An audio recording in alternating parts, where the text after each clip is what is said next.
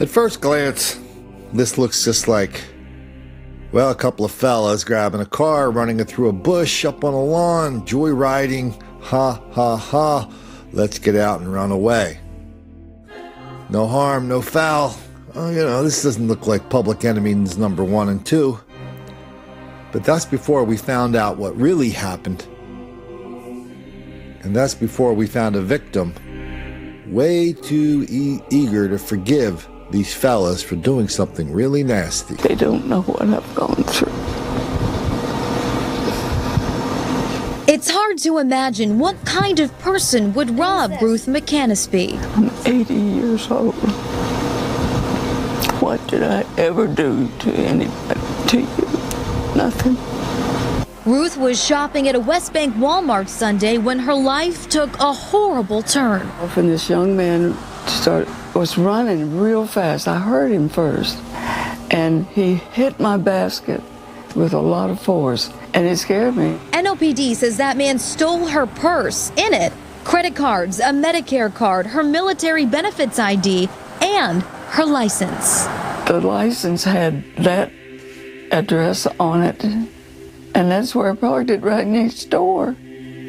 Hours after the theft, Ruth says the suspect used the license to find her address and steal her car that for her was truly priceless. Well, I was devastated. I only have the one car. It was given to me by my daughter who passed away. She was real young. She died of colon cancer. This car probably meant a little something to you. It meant everything to me. And what happens next left Ruth speechless.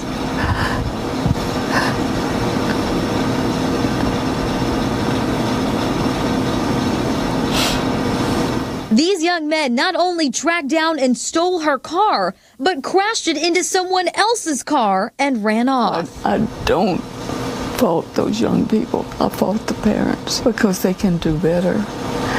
You can do better. You can love those children enough to want them not to ever do anything like that. I feel sorry for somebody that thinks they have to steal something from somebody else. Here's what's painfully obvious after watching these videos, many of these videos where they put a camera in front of a traumatized victim.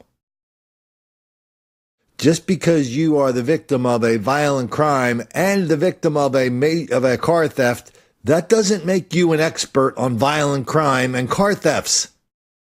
This woman is sitting there blaming the parents. There are no parents. They are accomplices.